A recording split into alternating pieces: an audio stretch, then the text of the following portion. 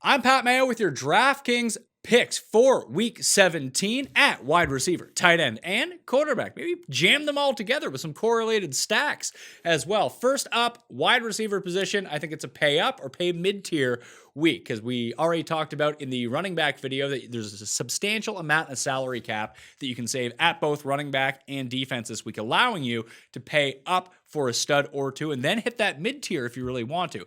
At the very high end, it's very clear, it's breaking news to anyone, but Davante Adams is by far the best player of the week against the Bears. He's super expensive. He's going to take up a lot of your salary cap, but you can make that work if you structure everything else. Probably means you can't play Kamara or Derrick Henry, but that's okay. As I talked about in the running back video, there are other running backs that you can pay up for at a discount price off those two that are still studly, or just pay down if you want to. So you can get Adams in. If you don't like Adams, Calvin Ridley is a part of a Tampa Bay stack with Evans and Brady and Gronk. Bring it back with Calvin Ridley. I think that is a very low-owned way you can go this week because everyone's going to want to get up to Adams because everyone knows it's a great play. That's why you should still probably play him at the same time. Other than that, I think then after those two guys, you drop down into the fives. There's a lot of great $5,000 receivers this week, but even at the very bottom, you can go with Marvin Jones at $5,100. It looks like Stafford is going to play, and even if he doesn't make it the entire way, Chase Daniel's good enough that he can get Marvin Jones the ball with Kenny Golladay out in a really nice matchup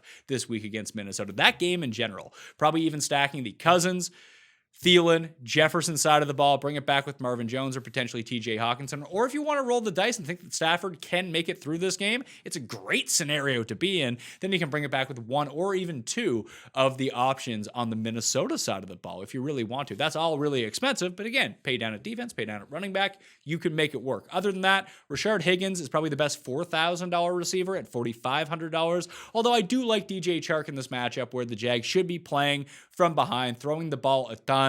And Chark, coming off that injury about a month ago, continues to get better week by week by week, and we've seen his target share go up a lot too. So at receiver, that's where you should go. At quarterback, it depends on the stack that you want to take. If you're playing Davante Adams, you might want to play Aaron Rodgers along with him. That's going to be the most popular one of the week. I mentioned Kirk Cousins and Tom Brady and Deshaun Watson. Those three guys should probably be, if you're going to play one lineup, use one of those three guys.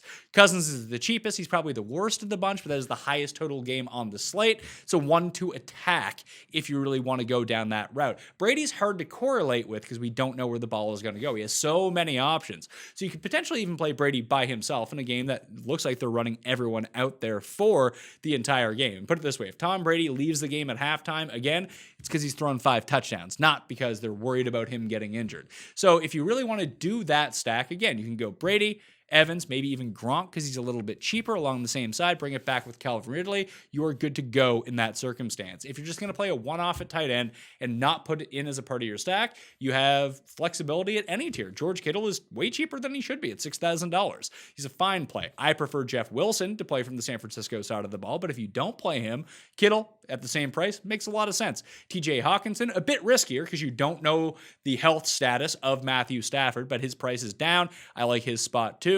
But again, if you play Hawkinson and you're not playing Matthew Stafford, you probably don't play Marvin Jones. I prefer Jones over Hawkinson. But again, that depends on your build. Hawkinson is cheaper than Marvin Jones if that's the line that you want as a part of your bring back in, let's say, a Vikings stack on the other side of the ball. But if you just want to save the money, a safe floor play. Granted, he has to play, but it looks like he's trending in that direction. Evan Ingram is only $3,700. He's coming off a 10-target game. This is against Dallas. It should be high-paced. That Evan Ingram is probably the best points per dollar play of the week at the tight end position. Once again, you can find my cheat sheet up on dkplaybook.com as of Saturday, and that'll do it. Smash the like. I'll see you in the playoffs. If you're looking for the full Week 17 breakdown show, check out the Pat Mayo Experience show on the Mayo Media Network YouTube channel.